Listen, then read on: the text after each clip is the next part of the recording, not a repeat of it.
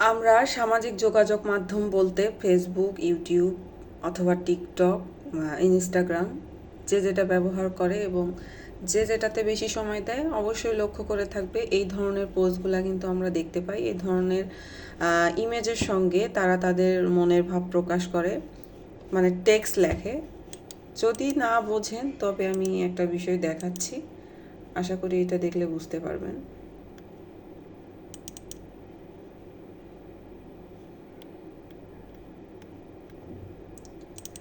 আমরা সামাজিক যোগাযোগ মাধ্যমে কিন্তু অনেক প্রকারের পোস্ট দেখি, যে পোস্টগুলোর সাথে সুন্দর একটা স্যাড সং অথবা যে কিছু একটা গান লাগিয়ে দিয়ে তারপর কিন্তু সেখানে টেক্সট লেখা থাকে। এই টেক্সটগুলা আর এই ইমেজগুলা কে বা কারা তৈরি করে সে বিষয়ে এবং কোথায় তৈরি করে, কিভাবে তৈরি করে আমরা কিন্তু জানি না। তো এগুলা কিন্তু ডিজাইনাররা মেক করে অথবা এখন অনেক ধরনের সফটওয়্যার আছে সেগুলো দিয়ে ব্যবহার করে। কিন্তু আপনি যদি একজন গ্রাফিক ডিজাইনার হয়ে থাকেন তাহলে এই বিষয়গুলা সহজে তৈরি করতে পারবেন। যেমন ধরেন, আমি এই দুইটা ইমেজ ওপেন করতেছি, দেখেন এই দুইটা ইমেজের মধ্যে আমি সুন্দর করে বিষয়টা বোঝা দিচ্ছি। সেটা হচ্ছে যে এই ইমেজটা দেখেন, এখানে কিন্তু কিছু টেক্সট লেখা আছে, যদিও বা দেখা যাচ্ছে কি না, তো হ্যাঁ দেখা যাচ্ছে। তো এখানে যে টেক্সট লেখা আছে, এই যে এই সিনারিটার উপরে কিন্তু টেক্সটটা লেখা আছে। তো এই সিনারিটা আমরা কিভাবে তৈরি করব সেটা আজকে শিখব। এই সিনারিটা তৈরি করা শিখব এবং টেক্সটগুলো কিভাবে বসাবো আমরা অ্যাডোবি ইলাস্ট্রেটরে এবং ফটোশপের কাজ করব। আজকে দুইটা জিনিস একসঙ্গে শেখাবো। সেটা হচ্ছে অ্যাডোবি ইলাস্ট্রেটরে আমরা এই ইমেজটা তৈরি করে ফটোশপে নিয়ে গিয়ে কিভাবে টেক্সটটা বসাবো। তো এটা হচ্ছে প্রথম সিনারিটা, যেটা আমি প্রথমে মেক করে নিছি অ্যাডোবি ইলাস্ট্রেটরে, এবং এটা হচ্ছে সেকেন্ড পার্ট, এটা যেটা ফটোশপে আমি গিয়ে এই টেক্সটটা বসাই দিছি। সো এইটা বিষয় হচ্ছে, এটা কিন্তু জেপিজি ফাইল ছিল যেগুলো আমি দেখালাম। এখন দেখাচ্ছি সরাসরি এআই অ্যাডোবি ইলাস্ট্রেটরের ফটো। এখানে আমি একটা ইমেজ তৈরি করছি এবং এই ইমেজটা আমি সম্পূর্ণভাবে আলাদা করতে পারবো প্রত্যেকটা জিনিস। এই যে এইটা জিনিস আলাদা করতে পারলাম, ল্যাম্পপোস্ট আলাদা করতে পারলাম এবং এখানে আমি ব্যাকগ্রাউন্ডও আলাদা করে ফেললাম।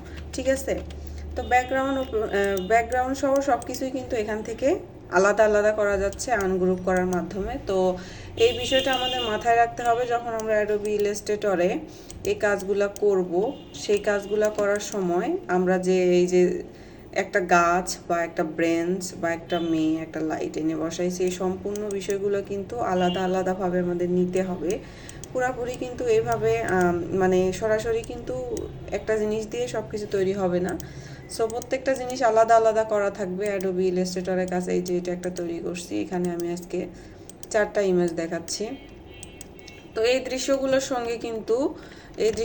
সঙ্গে কিন্তু এখানে টেক্সট দেয় উপরে বা নিচে, টেক্সট দেওয়ার পর স্যাড সং লাগাই দিয়ে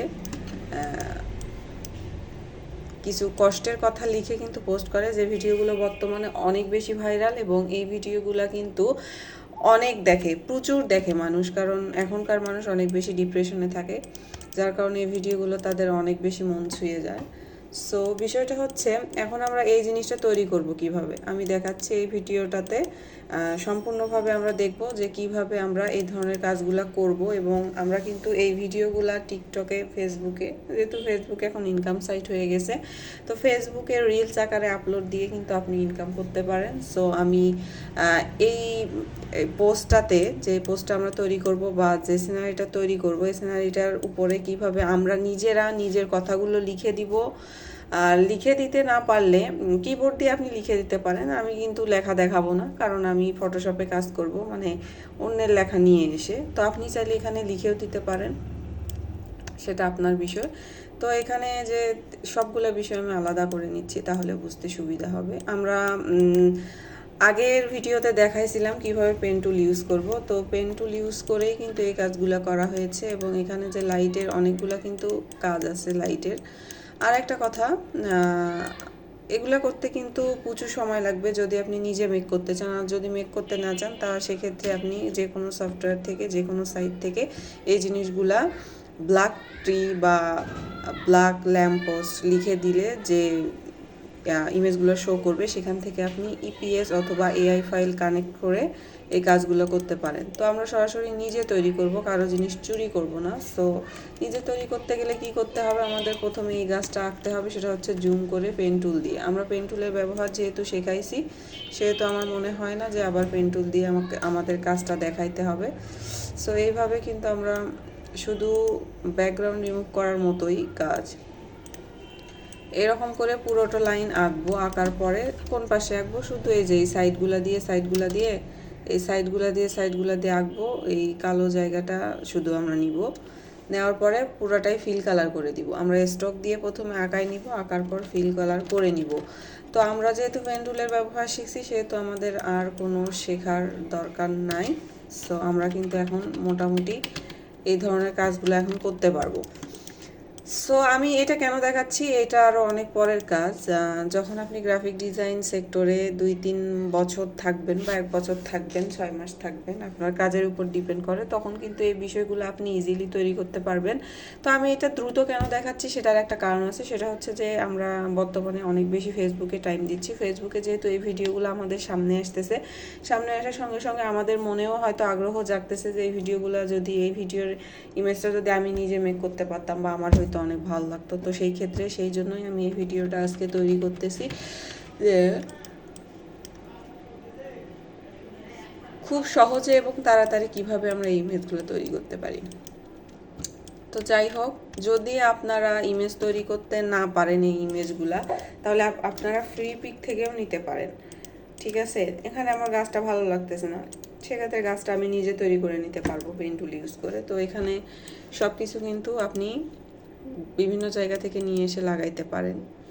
আর যেহেতু এগুলাতে বেশি সময় দিবেন না, সেহেতু আপনি ফ্রি পিক থেকে নিয়ে এসেও কিন্তু এই কাজগুলো করতে পারেন। সো আমরা চলে যাব সরাসরি ফটোশপে। যেহেতু আমরা সিনারিটা দেখলাম, এখন আমরা ফটোশপে গিয়ে দেখব কিভাবে টেক্সটটা বসাবো।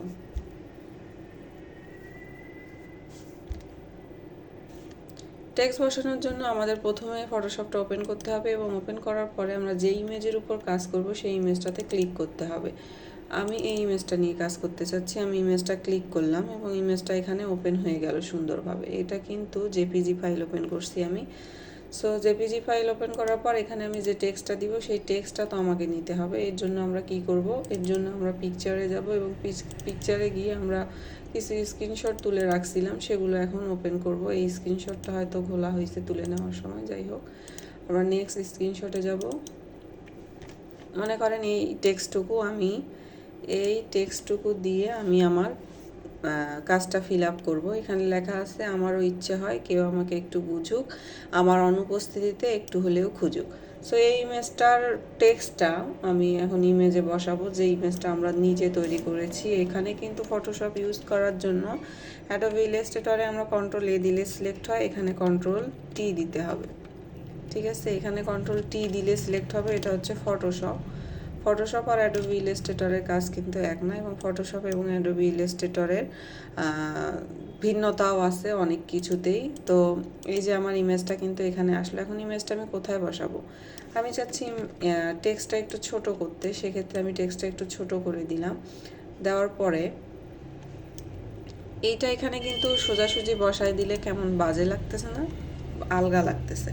তো এক্ষেত্রে আমরা কি করব, এক্ষেত্রে আমরা লেয়ারের উপর ক্লিক করে কন্ট্রোল টি দিয়ে এই জিনিসটা টেক্সটটা সিলেক্ট করে নিব, এবং টেক্সটটা সিলেক্ট করে নেওয়ার পরে ব্যাকগ্রাউন্ড নিচে দেখেন এফেক্সের পরে এখানে হচ্ছে মার্কস, এখানে কিন্তু এটা মার্কস। তো মার্কস করে নিব, নেওয়ার পর ব্রাশ টুলে যাব। এই যে এটা ব্রাশ টুল, 1 2 3 4 5 নম্বর টুলটা হচ্ছে ব্রাশ টুল। আমরা এবার ব্রাশটাকে বড় করে নিব, নিয়ে এখানে কালারটা চেঞ্জ করে নিতে হবে, কিন্তু আমাদের মনে হয় মার্কসে কোনো প্রবলেম হয়েছে, যার কারণে কাজটা আমাদের হচ্ছে না। তো এখানে ব্যাকগ্রাউন্ডটা কিন্তু লক ছিল, আনলক করে নিব এবং আমরা আবার মার্কস করব। আমার একটু মার্কসে প্রবলেম হয়েছিল, যার কারণে আর কি কাজটা হয়নি। সো এখানে কালোটা উপরে দিতে হবে, কালো কালারটা, সাদাটা নিচে দিলাম। এবার আপনি ইচ্ছা মতো এগুলো মুছে নিতে পারেন, কোন পর্যন্ত টেক্সটটা রাখতে চাচ্ছেন সেই পর্যন্ত রাখবেন। এটাকে বলে ম্যানিপুলেশন। আপনি ইমেজটাকে, যে টেক্সটটাকে নিয়ে আসলেন, ইমেজটার সঙ্গে মানানসইভাবে এরকম করে বসায় দিবেন। আর আমরা যে পোস্টগুলো দেখি, সেগুলোতে দেখি লেখা একটু এবড়ো থেবড়োই আছে, অন্যরকম। তো যাই হোক, আমার টেক্সটটা ভালো মতো বোঝা গেলেই হলো। যেভাবে রাখবেন এই জিনিসগুলো কিন্তু অনেক সুন্দর দেখা যাবে, আপনার লেখাটাকে ফোকাস করবে এখানে, অন্য কিছুকে না। তো এই যে দেখতে পাচ্ছ, এইটা দিয়ে কিন্তু এখন আমি একটা ভিডিও মেক করে দেখাচ্ছি। এখানে আমি সেভ ওয়েব দিব অথবা এক্সপোর্ট অ্যাজ এ দিলেও কিন্তু আপনার কাজটা হয়ে যাবে, কোনো সমস্যা নাই। তো আমরা কোথায় রাখবো, ডেস্কটপে আপাতত রাখি, পরে চেঞ্জ করে নেওয়া যাবে। তো জিনিসটা কিন্তু সেভ হয়ে গেছে। এবার আমরা দেখাবো কিভাবে এই টেক্সটটা দিয়ে এই ইমেজটা দিয়ে আমরা কিভাবে একটা ভিডিও মেক করি। তো ভিডিও যেহেতু মেক করব, তো ভিডিও মেক করার জন্য সরাসরি আমরা যাব ক্যাপকাটে, ঠিক আছে।